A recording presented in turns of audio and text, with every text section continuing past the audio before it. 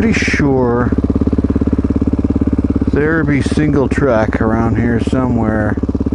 I can smell it. Or maybe that's the oil burning off in the exhaust. Probably just oil. Man, this road got rutted out, huh? Dang. Dang on, man. Got some ruts and rocks. Rocks in the ruts. Oh, that's one way to kill it. Come on, Eric, find neutral.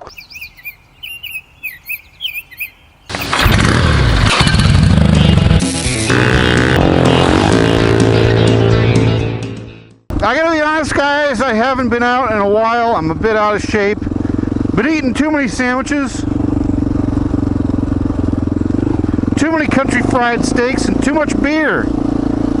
Been a good summer so far, but I am not in the shape I was a couple years ago when I was riding this thing every weekend. I'll get it back. Drink a few more smoothies. Eat a few more salads and not stay up so late. So, make it a quickie this morning. It's going to get hot here in northern Arizona.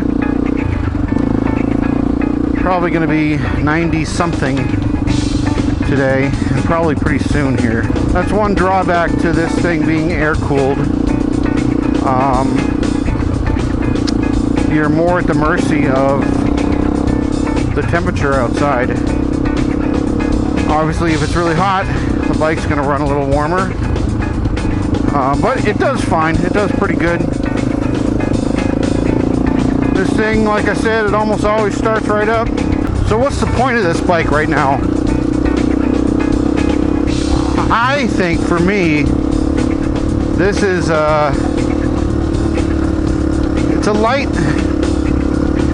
It's almost like an ADV light for me. You know, I've got the saddlebags on there. I've got the top case. Both minimal. Whoa.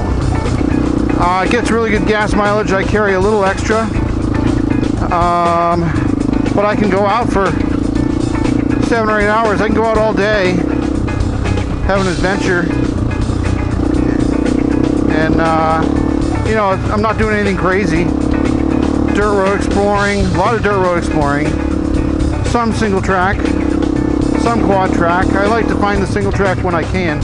In fact, it's around here somewhere. I'm not going too quick because these shadows are really... What the heck is that? Something in the road. Probably a piece of a Toyota. The shadows are really obscuring some of these rocks. I've hit a couple now and I'm like, whoa, fuck me off. I'll show you. Another way you can tell this XR isn't really built for speed.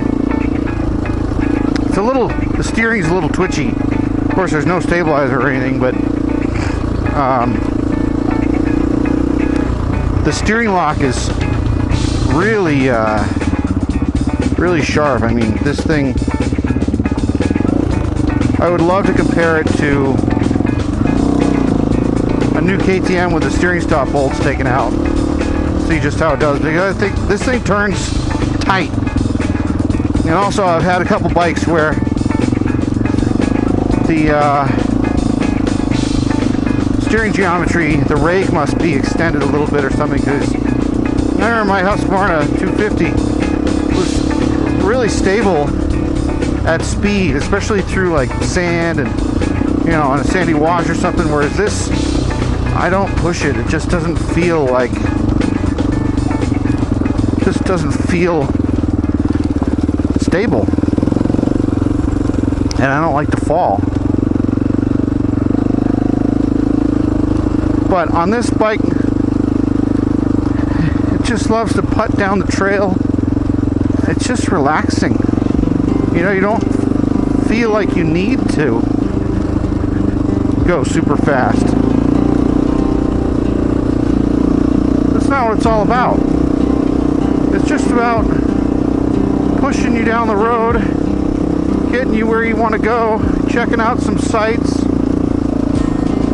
finding the next set of ruins or the next mine.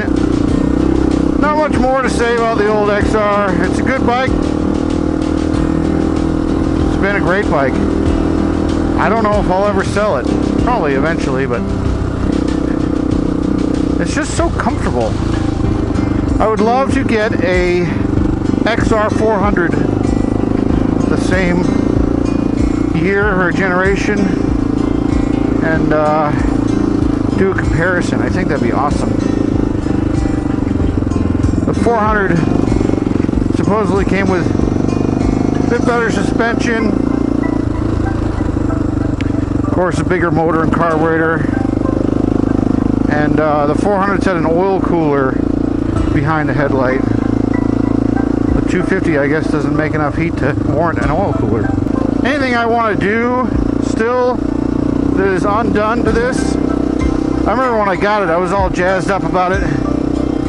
Went online, did a whole bunch of research, found all kinds of stuff I wanted to get, like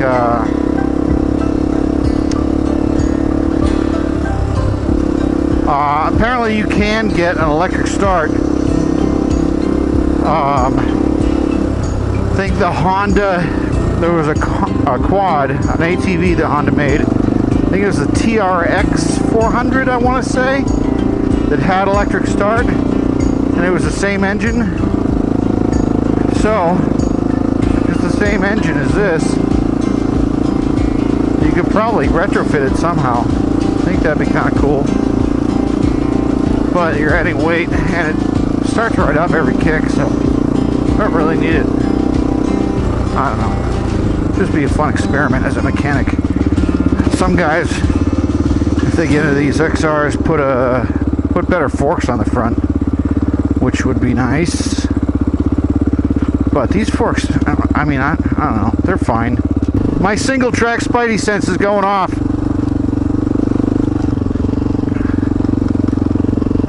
I keep catching glimpses of like a trail. It's probably just a game trail down in that little valley.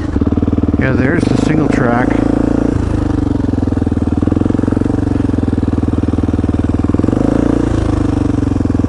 Down this mega hill. Fuck it.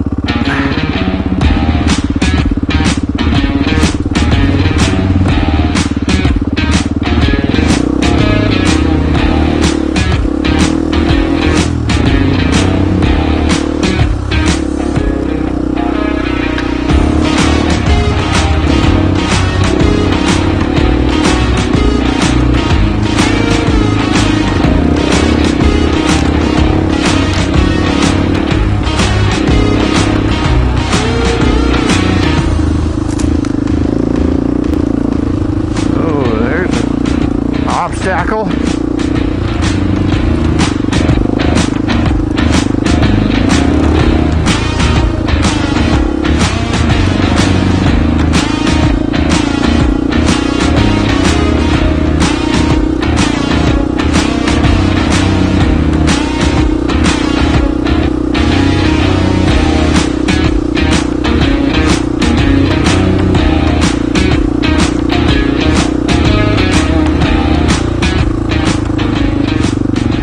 I'm losing it anyway. Kind of see it. Somebody's been through here. This just needs to be ran a few times. Get the vegetation dug out.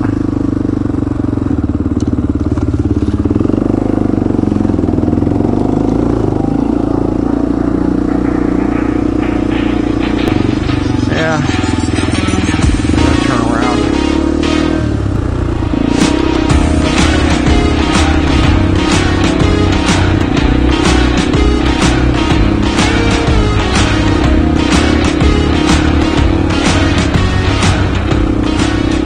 What I remember though, this is a nice track. I've got to get back here soon when it's cooler.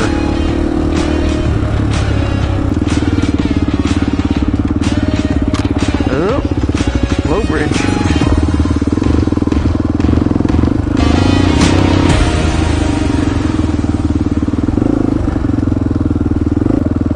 See if I can get up this hill.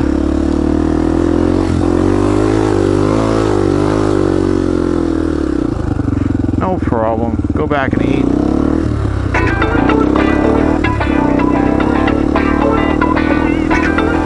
Let's see, what else do I want to do to this? I would love to fix the oil leak, the internal oil leak. It's not that big of an issue, it still runs fine. It just burns oil little by little, but it's very little. It'd be fun to try the stage 1 or stage 2 cam. What is it, hot cams I think makes one for this thing. If you get the hot cam, you lose your decompressor lever. There's a lever, I'll show you guys. This lever right here. The decompressor pulls or opens the exhaust valve a little bit to make it easier to kick, I think. So you can go a little bit past top dead center and then release it, kick it through, and she starts up. I mean, it's a 250. I've never ever needed that thing.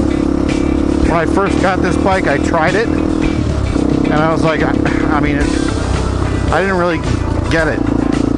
With a big bike like a 650 or something, or a 500 with some big compression, you might want it. But I also am 6'1", 200 pounds. So I don't know if that makes me a little biased because, you know, maybe it's easier for me, a guy my size, to kick over an engine. I can see if you were kind of a shorter or lighter person, that might make a big difference. I don't know. I've never been a short, light person. Yeah, I've been running for a little over an hour. Just want to give her a once over. Everything's still tight. Tires are doing good. Gas isn't leaking out. Just check stuff. No gas leaks. You can see my cylinder head's leaking right there. I can tell, and I can usually, a lot of times I can hear it. There's a compression loss, but my next project with this thing is take the head off, clean the head. Might try to reseal that valve guide again, and but definitely reseal that gasket. I got a new gasket. I got all the parts at the house. Just clean her up. But I mean, even with it the way it is now, it still pulls fine. I'm not noticing really any power loss because of that compression leak. There, you guys hear that? Kind of makes this chirp under load. It's like a funny squeaky sound.